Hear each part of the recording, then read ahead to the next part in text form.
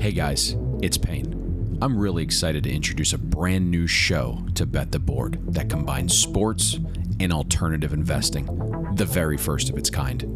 Sports betting and collectibles converging is inevitable. Let me tell you why. Sports cards and memorabilia are another way to get money into the market and do it without limit restrictions or the substantial hold you're accustomed to with sports betting. Whether you collected cards as a kid and are looking to get back into the hobby, this podcast is for you. If you've been collecting cards for years, this podcast will make you think and operate more efficiently. Are you in real estate? The parallels to investing in sports cards and memorabilia are uncanny. You're on Wall Street? Well, listen close. The best sports cards have outperformed the S&P 500 by 6x since 2013. And during the 2008 market crash, sports cards held up better than the S&P 500.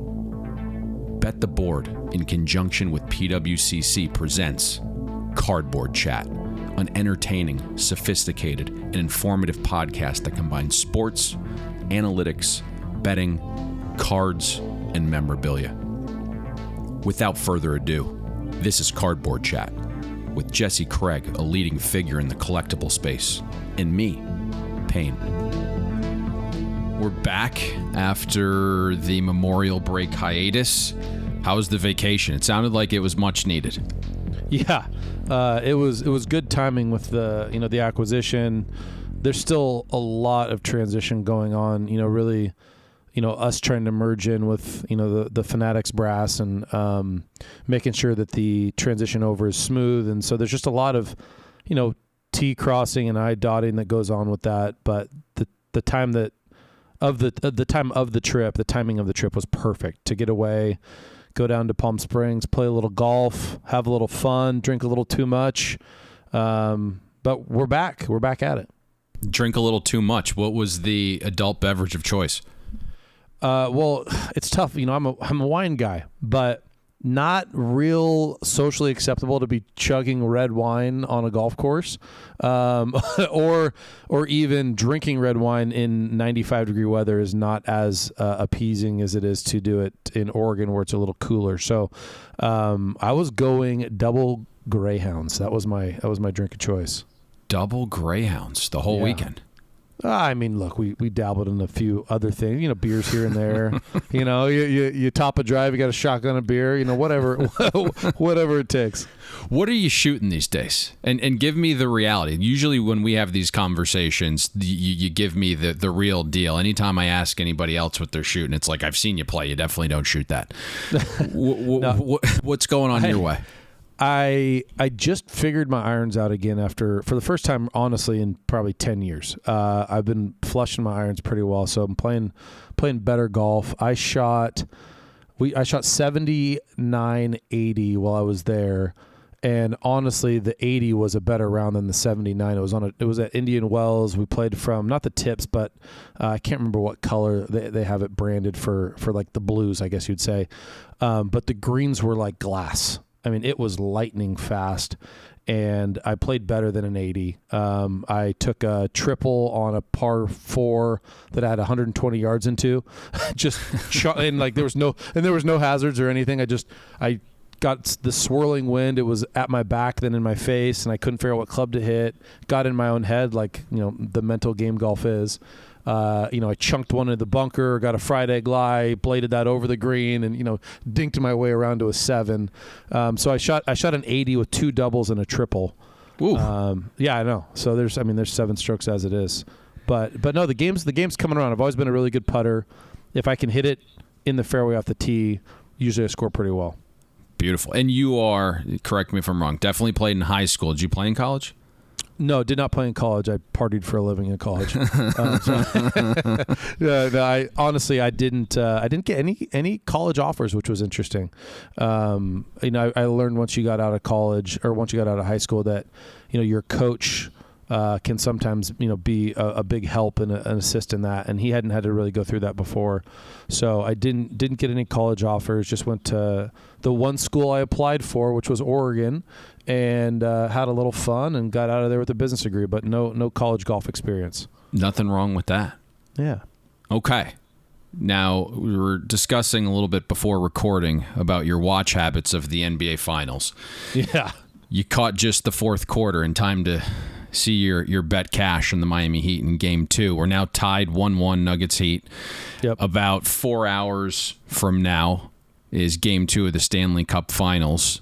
Is there a player in either the NBA or NHL Finals whose pricing in the future is going to be most impacted by a title this year in your estimation? Well, I think the obvious play is Jokic, and I think the fact that I can't name a single player on the Knights or the Panthers, well, probably helps me just lean towards Jokic. Well, no, but rewind back, about a month ago. You were buying Jokic then. Yeah.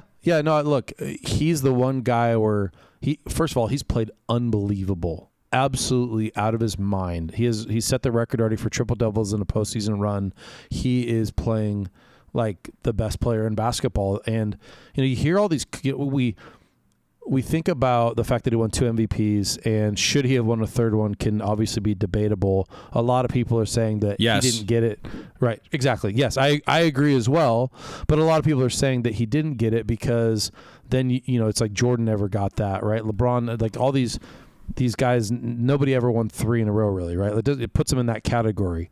And so to give him 3 just puts him in this upper echelon of all-time greats.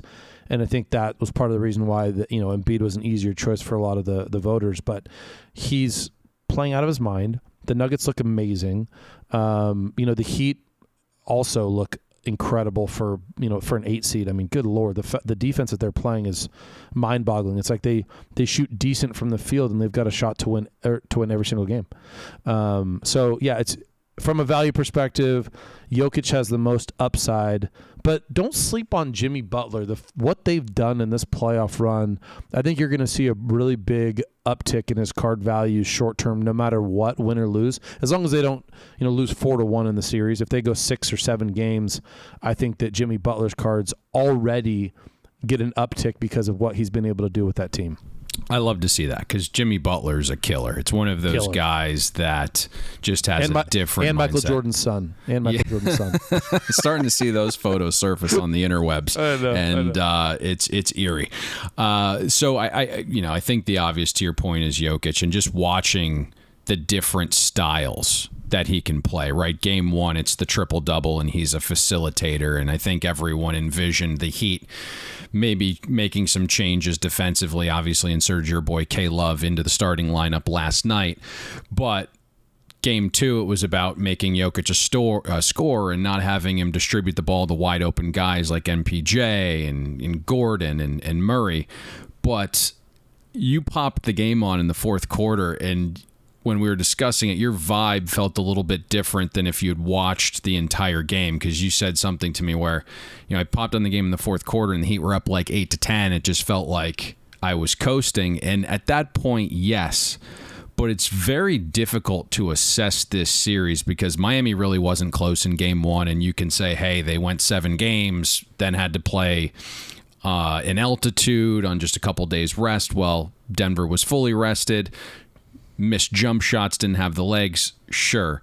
Game 2, we saw some adjustments from Spoelstra, but even with those adjustments, the Heat are shooting 50% and they're down 8 heading to the fourth quarter. Mm-hmm. And it just feels like every single game there's someone that steps up, and it's Duncan Robinson scoring about 10 points in 2 minutes, completely changing that game. The Heat get hot on offense. It allows them to get set up in that wonky zone Spo was running defensively, and then it just felt like maybe some of the calls weren't going Denver's way, and they had a mental battle there. They're certainly the team that hasn't been tested in the NBA Finals. We know the Heat are a little bit battle tested in that regard, so just very interesting to see maybe how this series plays out, because it was like Denver blew them out in Game 1, but there was some fatigue issues, and then last night it's like, hey, the Heat figured this out, but despite figuring it out, they weren't really close for 3 quarters. So it's going to be interesting to see what materializes down in Miami for Game 3 and 4.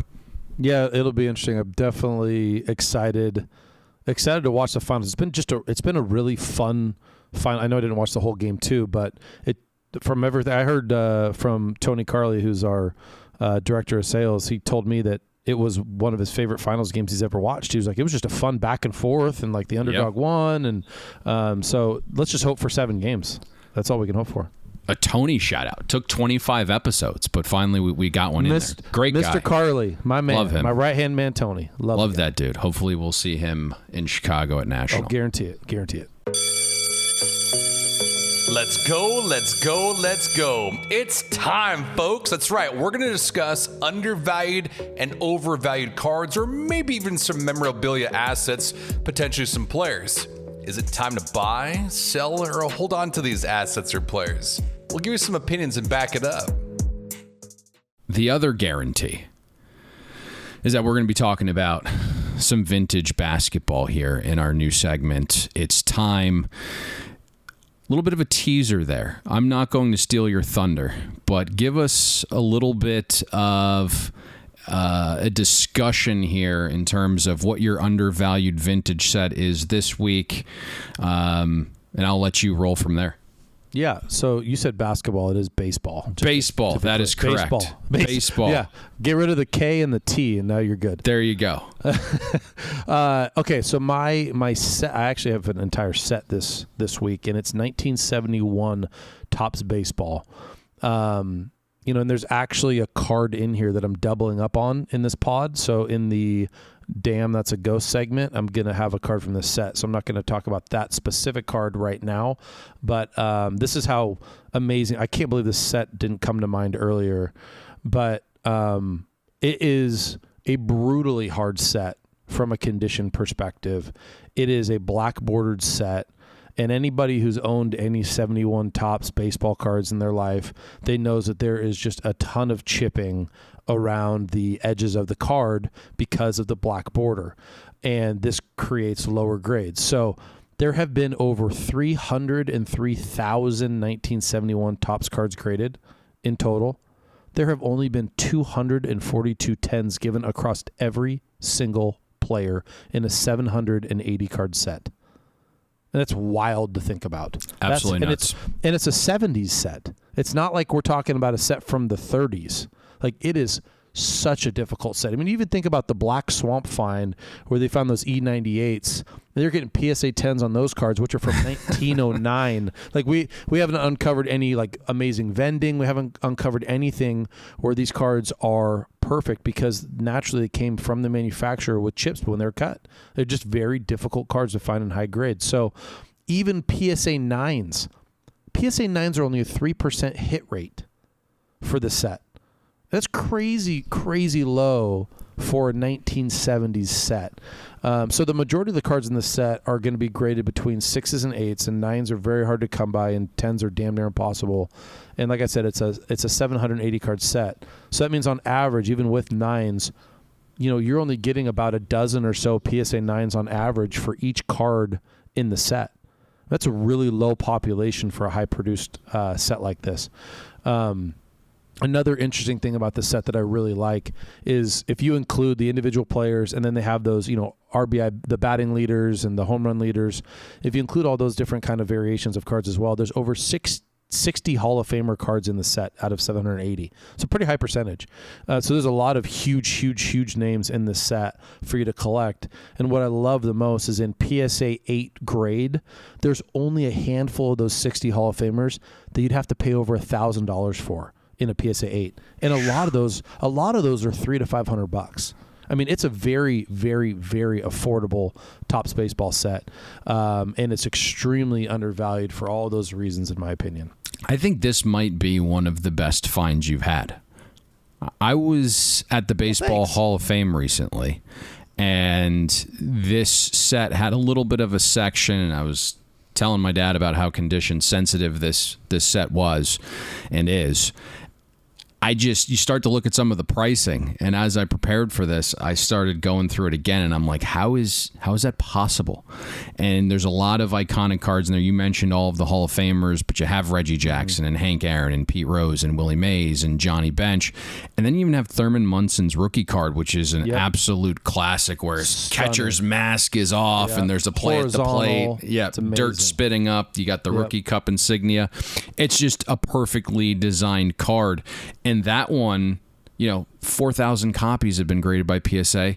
There's 136 Munson's assessed 8 or better with no 10. So just kind of a visualization of how difficult this set is. I know you mentioned you'll talk about the Nolan Ryan later, but that's a fantastic card with the live action shot.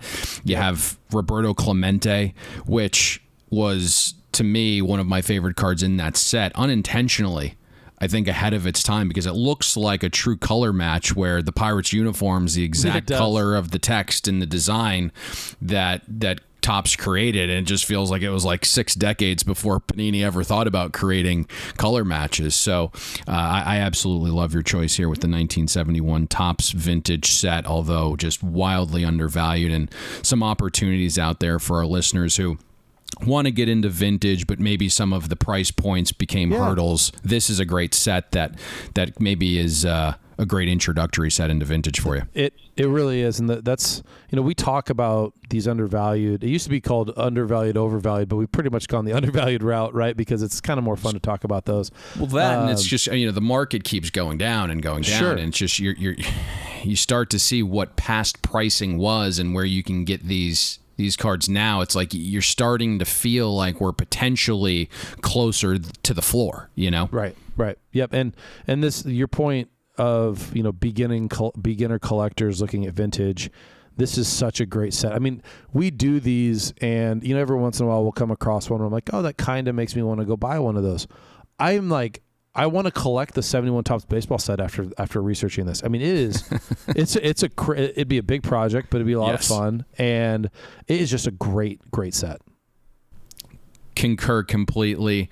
I am not going to be original here, because about a month ago I talked about the 1966 Philadelphia vintage football set and why it's respected among collectors, and how it was, the vintage football card brand in 1966. It got more love than Topps that year, And I believe we mentioned Dick Butkus as the key card then, but today I'm going to focus on Gale Sayers' rookie card, and very similar to the Butkus and maybe even the 71 Topps you mentioned. It's condition sensitive. There are no PSA 10s of Sayers rookie, just total 50 total copies graded 8.5 or higher. So I just think this is one of those cards, again, that if you're a Bears fan or you're a vintage football collector, this falls in that must-have category. If you want to take a step down in grade, you can get a PSA 7, depending on how great the centering is, for $600 to $800. The photo is Sayers in the Heisman pose, and I start to think about him as a player a little bit. And I was watching some highlights last night, this morning, and the numbers aren't necessarily there because unfortunately injury cut his career short, and probably an injury that if it were to happen today doesn't ruin his career. So he does lack longevity, but you start to look at Sayers. He was more of like a 2023 style running back playing in the mid-60s. He was way ahead of his time. He was fast. He was elusive. He could run over you too, but he would catch passes out of the backfield, and he would contribute on special teams, returning kicks and punts. His rookie year, Sayers had 20 rushing and receiving touchdowns on 195 touches, 2 more in the return game. His first 6 seasons combined averaged over 5 yards a carry when everyone was focused on stopping the run. You look at him as a pass catcher out of the backfield, 63 receptions, averaged over 15 yards a catch his first 2 seasons. And so I'm watching these highlights, and it's like, this guy was as shifty as Barry Sanders, but he had a running style like Adrian Peterson, and just what could have been had the career not been cut short. But I think when you think about Sayers' brand, the rarity of the 66 Philadelphia set, it being the main football set then, the Bears brand, how affordable this card is relative to other vintage sets and players and cards, eventually I think the market has to evolve and smarten here on this card. You made a lot of really good points, and he is a top 10 all-time running back, right? And who knows where he really finishes on that top 10 list if he doesn't have the injury bug. But anytime you can find a card, call it a 60s card or older, of a rookie, of a top 10 player in their position and in an important position. I'm not talking linemen, right? I'm talking running backs, wide receivers, all-time greats, quarterbacks. And you can get those in PSA 8, PSA 8 grade for $2,500 or less. I mean, that just feels so inexpensive in the grand scheme of things, especially for a card that's condition sensitive. To your point, there's 35 PSA 9s and 0 PSA 10s, right? It is a very difficult card. And so, finding it in a nicely centered PSA 8 copy is what I would personally look for if I was going to go scoop this card up. And you might pay a little bit of a premium for that, but I guarantee you, if you find a nicely centered PSA 8 copy, it's going to be nicer than a lot of the PSA 9s out there, and you're going to get it for a fraction of the price. So that's what I would go look at. But I do love this card, love the player. I agree. He is like a crazy, unique hybrid of a running back that would fit so well in today's game. It's like if we could just go, fast forward in time and let him play in today's style, pro style offense, I think that he would be, the number one running back in the league. Pick a number, any number, whatever it may be. We got a number inside, but we want a magic number. All right, this is where we're going to pick a few big cards that enter in an auction over the next couple of days, and we're going to try and guess how much they sell for in advance. Throw out a number. We got one too. One guy that we know is the number one player ever in the sport of basketball is where we're going to start this week's magic number. I'm not going to botch it. We're actually talking basketball now. This specific card, the first one on our agenda list today, the 2005 Upper Deck Duel, Michael Jordan and his sidekick, LeBron James, a 1-of-1 auto. Talk to us a little bit about this card because it's fantastic looking. 2 action shots of Jordan, LeBron, both dunking. Autographs are bright blue and bold. It's a 1-of-1. Very special card. Talk to us a little bit about this one. It is. It's first of all, it's a great card, and that's why I selected it today. But also, I think there's a good learning experience on a card like this. On the surface, you look at this card, and it's beautiful. It really is. It's a very aesthetically pleasing card. The pictures are great. The 1-of-1's, that beautiful cursive 1-of-1 that we all love. And then there's the autos on the card. But if you look closely, these autos are not on card. They are sticker autos. They appear to be on card, but they are not. And additionally, there are multiple variations of these 1-of-1s. So they have different pictures of the athletes and action shots. I think there's like 8 variations of the 1-of-1, so they actually made quite a few of them. 10. There's 10. Sorry, there's 10. I was hoping to. I was hoping you didn't. 8 of 10. I was hoping you didn't research this. I thought I was going to catch you here. No, buddy, I know this card very well. And so there's multiple variations. I said 8. This is card 8 of the 10 1-of-1s. That's why I said that. But so there's 10 1-of-1s. They're actually sticker autos, not on card autos. And, normally when you're looking at a 1-of-1, grade doesn't matter as much. But when you talk about having 10 different variations of a 1-of-1 that look very similar, it's basically a card that's out of 10, in my opinion. Still an amazing card, don't get me wrong. It's in SGC 7, so grade does actually matter a little bit more because there are additional copies out there. Like, I'll give you this as an example. What do you think, Payne? If this is on card auto and there's only one true 1-of-1 of this card, it's a $200,000 card? $250,000 card? What do you think? In today's market, yes. In today's market. I mean, it would have been a $500,000 card a year and a half ago. One of these cards, maybe 2 years ago around this time, had a $200,000 in front of it. One of these variations? Yes. Wow. It was gem mint. Wow. Yes. Wow. Okay. There you go. I didn't notice that. But with all those things considered, this is not going to go for 6 figures. It's not going to go for over $50,000.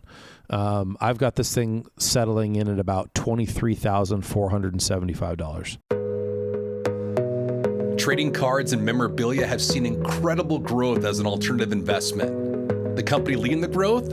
PWCC Marketplace. PWCC Marketplace runs the largest weekly auction of authenticated sports cards, Pokemon cards, comic books, video games, and memorabilia in the world. PWCC Marketplace also has more than 65,000 items listed in their fixed price marketplace that you can make an offer on right now. Head over to PWCC Marketplace.com and see why they're the best option for buying and selling trading cards, memorabilia, and all of your collectibles.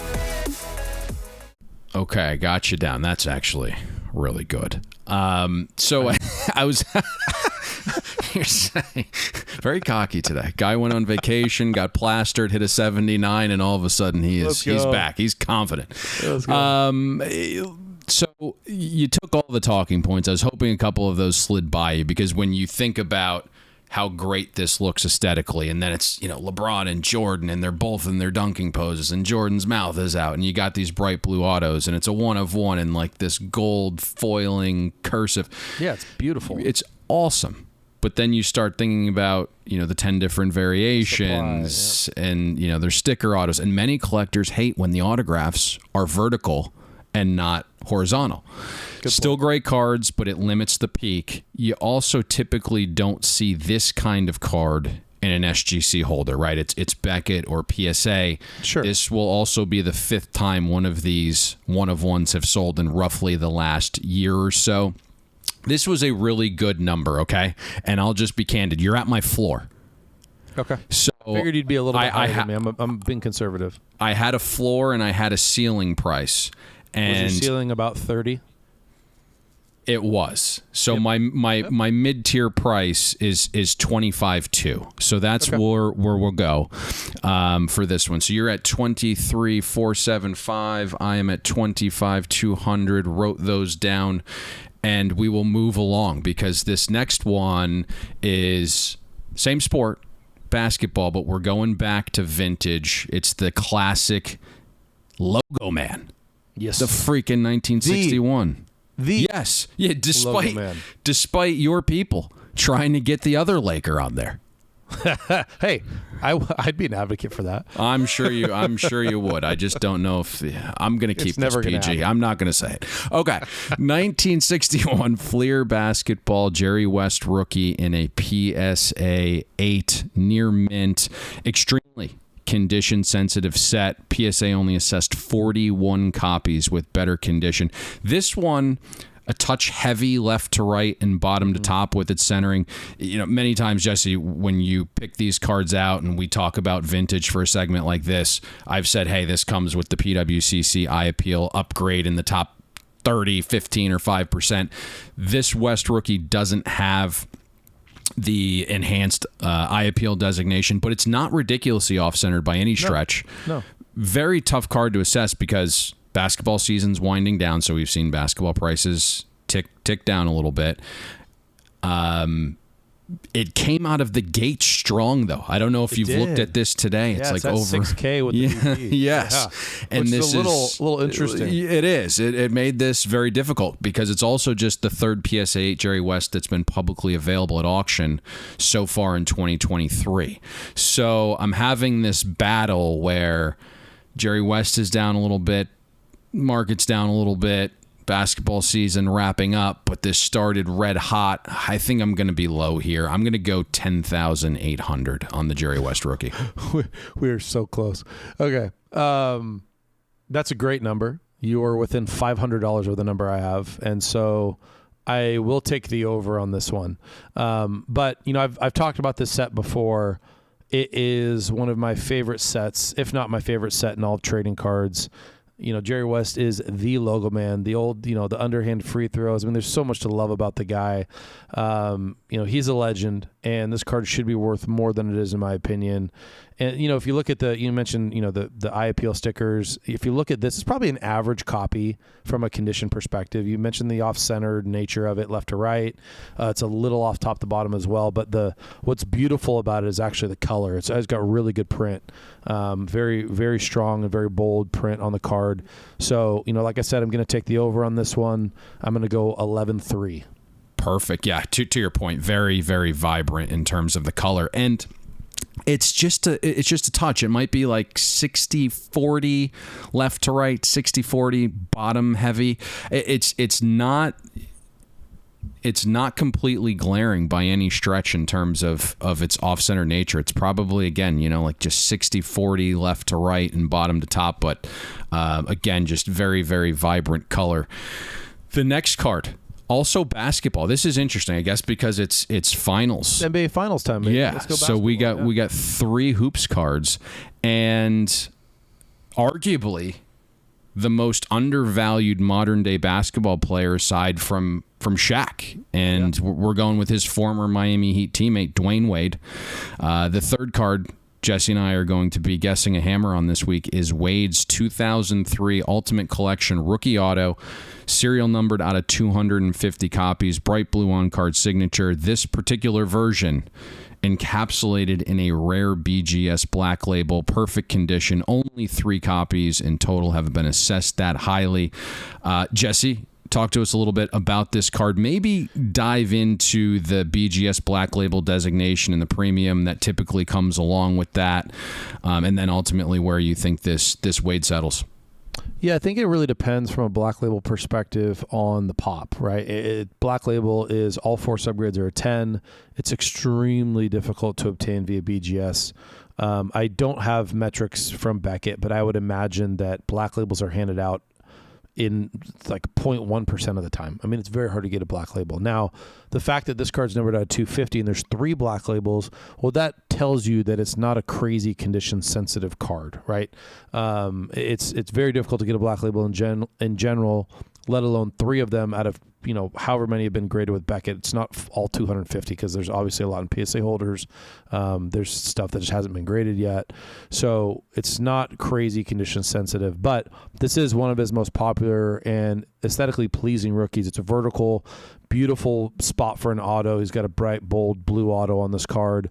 I really do like this card, and it's a very popular chase card for those that collect Dwayne Wade rookies. So, because it's a black label, the premium typically over a PSA 10 is about 4 to 5x.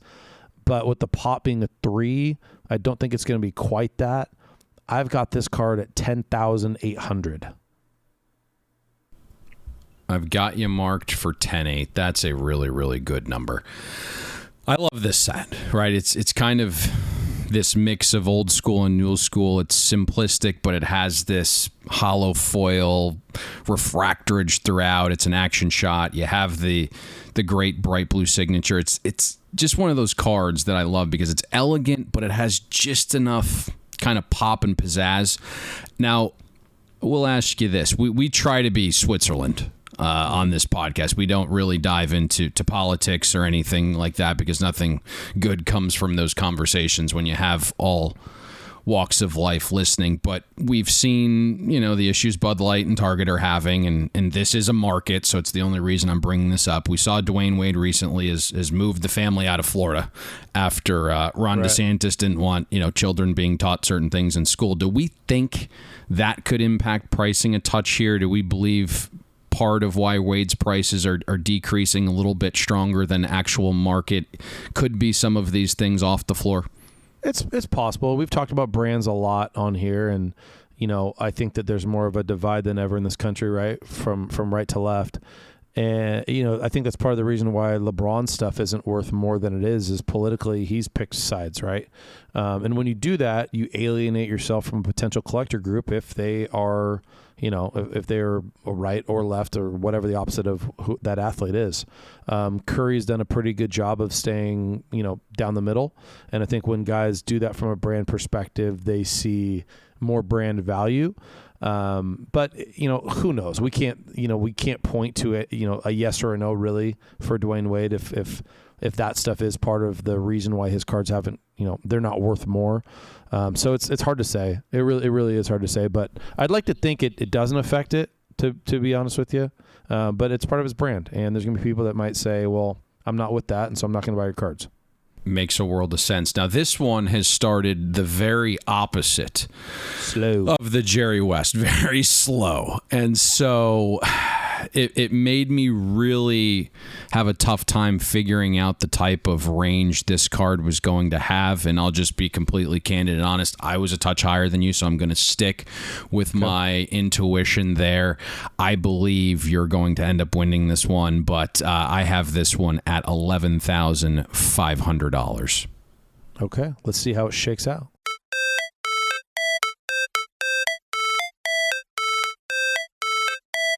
All it's supposed to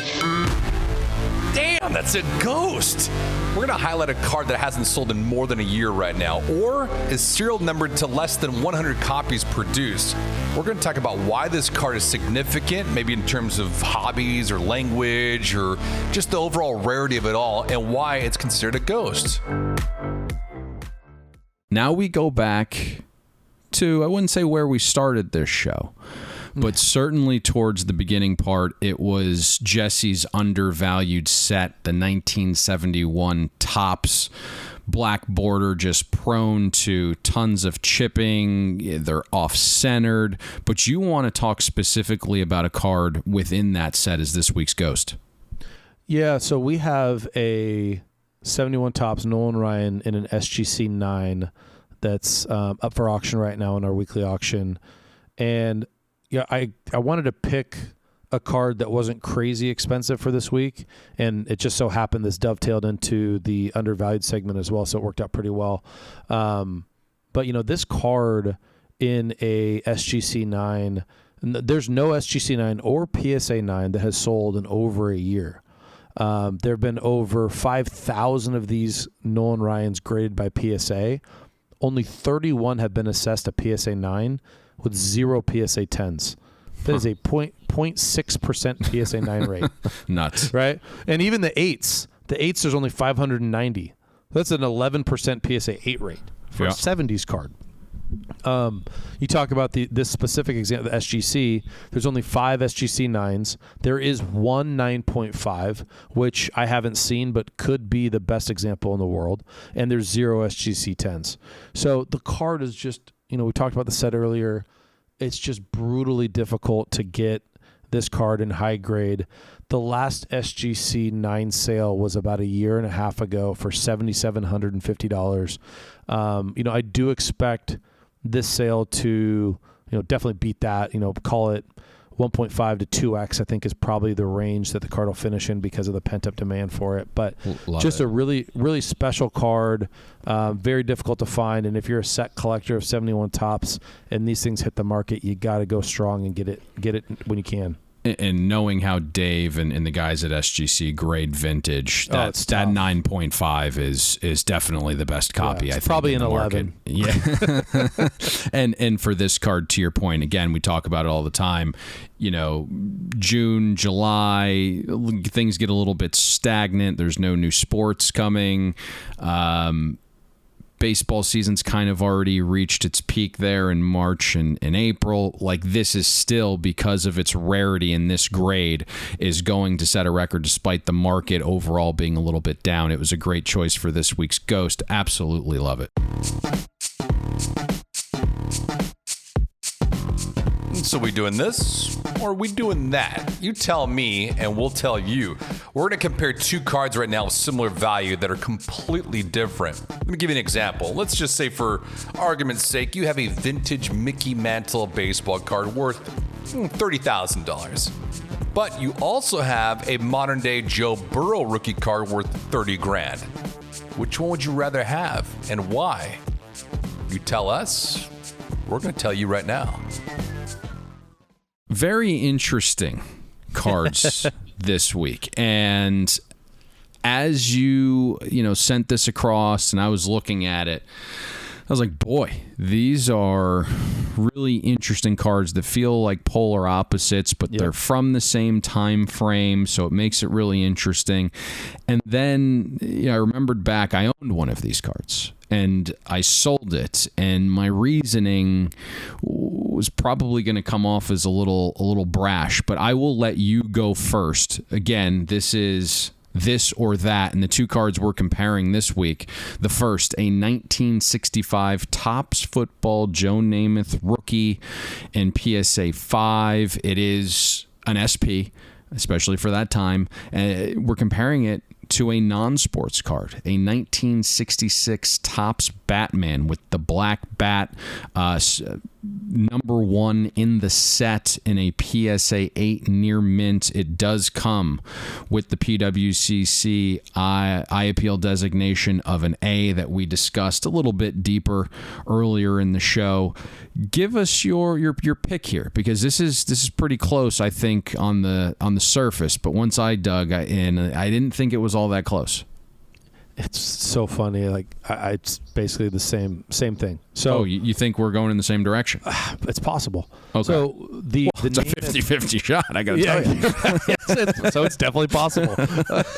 The Namath in a PSA 5 sold for $3,480 a week ago. It is one of the key chase rookie cards for all of vintage football, if not kind of the chase rookie card in high grade. This is a 5, so it's more affordable, and it's a decent looking 5. These cards are historically known to have off centering issues, and it's an oversized card too, so that's more surface area for more issues, whether it's print, edge issues, whatever it may be. It's harder to get those bigger cards centered, it feels like, and Namath had a massive media brand as an athlete, and that's part of the reason why I pinned these two together.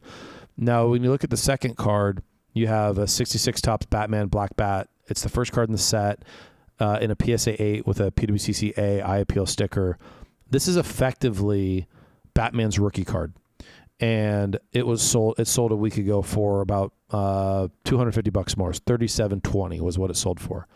Now, we know how big of a brand Batman is, and that's why I kind of pin these two against each other, because of Namath's media brand, how big he was playing, and his personality, and how big the brand of Batman is. Kind of, from these cards are a year apart from production perspective. The Batman one in a PSA 8 comes with an eye appeal sticker, so it's a very, very nice copy, very well centered. It's almost dead nut centered. And when I originally pinned these two against each other, I thought it would be much more of a difficult decision. And then, like you, once I started doing some digging, I actually thought the choice was pretty clear. And because of the relevancy of Batman until the end of time, I'm going to have to go with the Batman card.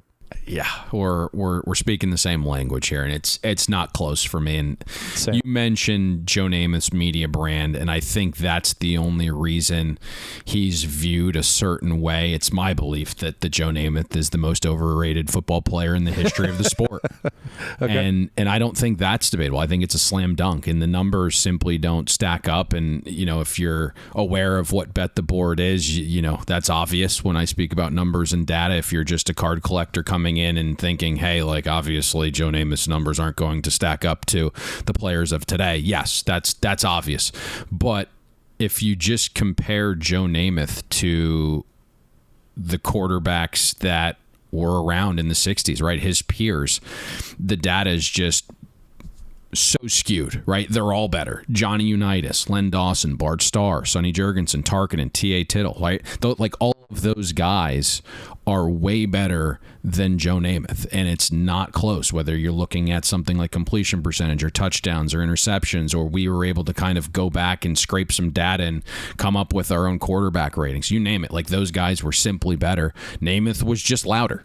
And I'd much rather own a 1966 Topps Batman in PSA 8, which is a Pop 57, only 14 copies graded higher with no 10s, iconic set of the most popular superhero of all time. And so suddenly I started marking this, hoping that one would pop up. And I'm going to put you on the spot here, because I hate when people do this to me, but I'm going to do it to you because I'm the host here. So obviously PWCC is like ahead of the times when it comes to technology. You guys are very innovative. I'm sure you've discussed this internally. Is there a way to save searches and get notified when something potentially pops up? I know email gets expensive, but maybe there's a saved search, and then next time you log into the site on the desktop or your app, there's like a pop-up that says, hey, this card's now available. Is that potentially in the works? Of course. Okay. Yes. That is actually yes, very, very close around the corner. It's from a dev perspective, it's actually more of a complicated lift than you would imagine. But we have been working on that for some time now, and it's going to be, we're going to have a whole new, this is actually kind of something to inform everyone on. We're going to have a notification center where you can basically opt in and out of things. And I believe that save searches to get even emails, just like you would on, on eBay or whatever it may be, when something comes up for sale on fixed price marketplace or at auction that matches your search criteria, you will get notified of said items and be able to go to the website and bid. Beautiful. I mean, after the early hosting kerfluffle there, gravitating to segment 2, we teased that, and it was just the perfect fluid marketing pitch there for you guys. But I was always wondering that. I knew you guys are ahead of the time, so that was coming. But fancy, it's going to be email notification. That can be costly. There's a lot that's coming around the corner. I mean, we've been working on a lot of things that haven't been launched, and then obviously with the Fanatics acquisition and being able to leverage their network and their marketing and their users. I mean, there's so much for us to do. Honestly, it's a lot. It's a little overwhelming, but it's all a ton of fun, and there's just endless options. Beautiful. Should we wrap it there, or is there anything else you want to close this show with? We have auctions ending this Thursday or just Sunday? No, we have just our weekly auction ending Sunday. Sunday, yep. Pop Culture ends next week on Thursday. That's what it was. Okay. We do have a new premiere launching this Thursday. It's a little lighter than normal because of the seasonality of June is kind of one of the slower months out of the year for trading card sales. Plus, we've split up some of these premier auctions into pop culture, into vintage, and so we have some more specialty auctions. So we'll have a vintage premiere launching at the end of this month as well that I'm really excited about. It should be over 100 cards. But yeah, we've got a lot going on. Watch out for a lot more new features and tools coming down the pipeline from us here soon. We're very excited. And the easiest way to check out for those new features, just click the link atop the podcast description. Go to PWCCMarketplace.com, sign up for an account, poke around, familiarize yourself. That's everything I got this week, buddy. Are we back next week? Are you done slamming beers and hitting 79s? I'm going to go for 78s next week. But yeah, we're back. We're back. Beautiful. Talk soon. Make sure you follow Payne on Twitter @Payne Insider. Subscribe to Bet the Board and get notified when new episodes of CardBoard Chat air on Tuesdays. And be sure to stop by PWCCMarketplace.com for all your collecting needs.